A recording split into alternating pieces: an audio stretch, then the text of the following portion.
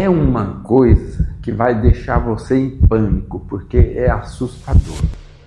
Tosse e expectoração sanguinolenta, ou tosse com sangue.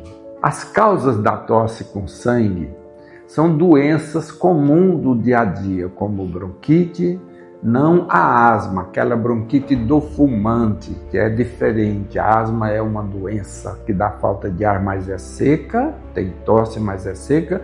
O bronquite é caracterizado por uma tosse com muita expectoração, e nessa expectoração pode vir sangue.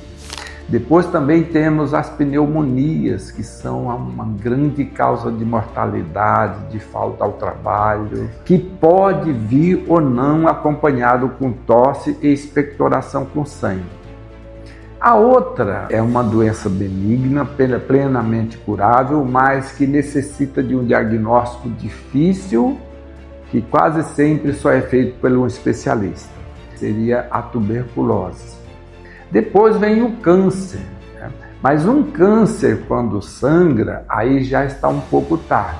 Você demorou para procurar o pneumologista, mas ainda tem tratamento e tem cura. E a causa mais comum da tosse com sangue chama-se bronquiectasia.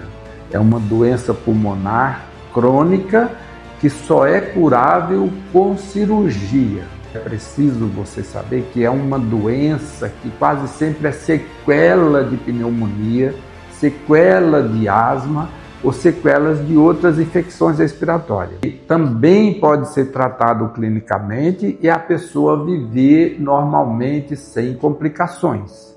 Eu tenho vários pacientes, mas muitos, eu não lembro os nomes, que são portadores de bronquiectasia, mas vivem normalmente e vivem bem.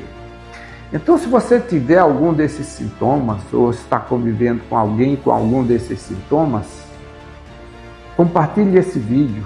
Você poderá estar ajudando a salvar vida e dando qualidade de vida para as pessoas a quem você ama.